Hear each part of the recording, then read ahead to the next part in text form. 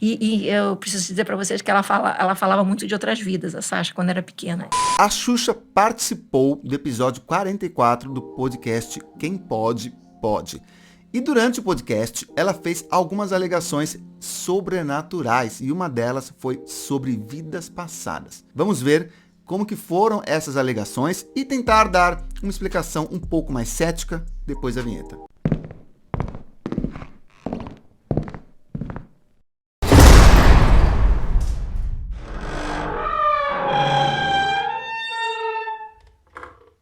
Fala pessoal, meu nome é Nicolas, eu sou um neuromágico. Se é a sua primeira vez aqui no canal, seja muito bem-vindo. Aqui eu mostro como coisas que nós pensamos que são sobrenaturais podem ser um truque de mágica ou ter uma explicação mais cética. E deixando muito claro que não é nenhum ataque pessoal, eu de fato não tenho absolutamente nada contra a Xuxa. Eu só quero dar uma pitadinha, colocar meus 2 centavos em um assunto que me interessa. E claro que vai ser feito isso com uma abordagem cética, porque é o viés desse canal, ok? Bom, vamos lá. O tema foi vidas passadas. Ela falou sobre vidas passadas. Nós já vamos ver como que foi a fala dela. Mas cabe lembrar que a crença na reencarnação aparece em diversas culturas e religiões ao redor do mundo. Ela sugere que a alma ou espírito de uma pessoa possa renascer em um novo corpo após a morte. Essa crença tem origem em tradições antigas como o hinduísmo e o budismo e oferece explicações para diferenças sociais e conforto diante da morte.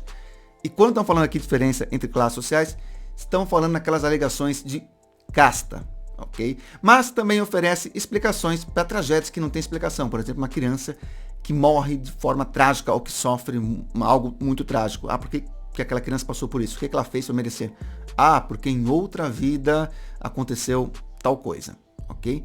Embora seja uma questão de fé e não cientificamente comprovada, a reencarnação continua a ser discutida em diferentes contextos filosóficos e espirituais. E vamos ver o que a Xuxa falou. Vamos ver uma vez primeiro na íntegra e depois eu volto fazendo apontamentos. Mas a Sasha também é uma pessoa muito... E ela vê isso em mim, ela vê a minha tentativa de eu ser uma boa mãe o tempo todo, sabe? Ela é muito grata por... E eu preciso dizer para vocês que ela falava muito de outras vidas, a Sasha, quando era pequena. E ela dizia para mim... ela tinha até os 3 anos ela falava. E ela dizia que ela estava no céu, que o Papai do Céu pediu para buscar os pais e as mães dela, e aí que ela fala tudo com S, com a brincalhoca, né? Meus pais e minhas mães. E ela falava isso da cabeça dela. E que ela tinha umas asinhas coloridas, que Deus arrancou as asinhas coloridas dela, e ela veio parar na minha barriga, que antes eu chorava de tristeza, e que agora eu só vou chorar de alegria, mãe, porque eu estou na sua vida. E ela falava muito sobre isso, sabe? Assim, de que ela me escolheu. Ela, um dia, do nada, ela olhou para mim e falou, você vai me bater? Eu falei, não, Sasha, você ainda vai ver, vai crescer, vai saber que a mamãe faz campanha para que os pais não batam nos seus filhos, que tem que educar sem bater e tal. Mas você vai entender isso mais na frente. Eu quero saber se você vai me bater, porque nas outras vidas eu apanhava muito aqui e aqui. Você vai me bater? Porque... Gente. Aí eu falava, não, Sasha, nunca vou levantar um dedo para você. E eu nunca levantei um dedo para ela, nunca bati nela, a gente sempre conversou muito. Então, eu acho que ela escolheu alguém que não iria bater, ela escolheu alguém que estava precisando, que ela disse que você chorava de tristeza e agora só vai chorar de alegria, porque eu queria ser mãe mais que qualquer outra coisa nessa vida, sabe? Você quis muito ser mãe da Sasha, né? A Sasha também é uma Ok, pessoa agora com ela comentários. Vê isso em mim, ela vê a minha tentativa de eu ser uma boa mãe o tempo todo, sabe? Ela é muito grata por... E eu preciso dizer para vocês que ela falava muito de outras vidas, a Sasha, quando era pequena. E ela dizia para mim... ela tinha até os 3 anos ela falava. E ela dizia que ela estava no céu, que o Papai do Céu pediu para buscar os pais e as mães dela, e aí que ela fala tudo com S, com a brincalhoca, né? Meus pais e minhas mães. E ela falava isso da cabeça dela. E que ela tinha umas asinhas coloridas, que Deus arrancou as asinhas coloridas dela. Essa percepção é bem infantil, né? De asinhas coloridas. Parece muito que ela foi influenciada pela cultura pop ou de coisas que ela viu, né? Enfim. E ela veio parar na minha barriga, que antes eu chorava de tristeza, e que agora eu só vou chorar de alegria, mãe, porque eu estou na sua vida. será que ela não teve contato com declarações desse tipo vindas da própria Xuxa? O quão imparcial é o relato de uma criança numa situação dessa? Não está contaminado isso? E você que acredita que tem crianças espiritualistas, asinhas coloridas, faz sentido? Faz sentido isso? Ou essa é a percepção que uma criança tem porque é impactada pelo mundo ao redor dela? Ela falava muito sobre isso, sabe? Assim, de que ela me escolheu. Ela, um dia, do nada, ela olhou pra mim e falou, você vai me bater? Eu falei, não. Se ela tinha dúvidas se ela ia apanhar ou não, por que ela escolheu a Xuxa? Acho que você ainda vai ver, vai crescer, vai saber que a mamãe faz campanha para que os pais não batam nos seus filhos, que tem que educar sem bater e tal. Mas você vai entender isso mais na frente. Ó. Eu quero saber se você vai me bater, porque nas outras vidas eu apanhava muito, aqui e aqui. Você vai me bater? Porque, gente. Aí eu falava, não, Sasha, nunca vou levantar um dedo para você. E eu nunca levantei um dedo para ela, nunca bati nela, a gente sempre conversou muito. Então, eu acho que ela escolheu alguém que não iria bater, ela escolheu alguém que estava precisando, que ela disse que você chorava de tristeza e agora só vai chorar de alegria, porque eu queria ser mãe mais que qualquer outra coisa nessa vida, sabe? Você quis muito ser mãe da Sasha, né, Xuxa? Ok. Crianças que alegadamente lembram de outra vida. É uma boa oportunidade para falar de alguém que eu nunca falei aqui, que é o Ian Stevenson, que é um pesquisador, que nasceu em 31 de outubro de 1918 em Montreal, Canadá.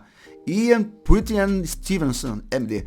Ele foi um cientista e professor de psiquiatria da Universidade da Virgínia, um dos mais importantes pesquisadores nas temáticas das experiências espirituais. Ele tinha um grande interesse em fazer pesquisas sobre vida após a morte, sobre a continuidade da consciência após a morte, o que, trocando em miúdos, seria reencarnação. Ok?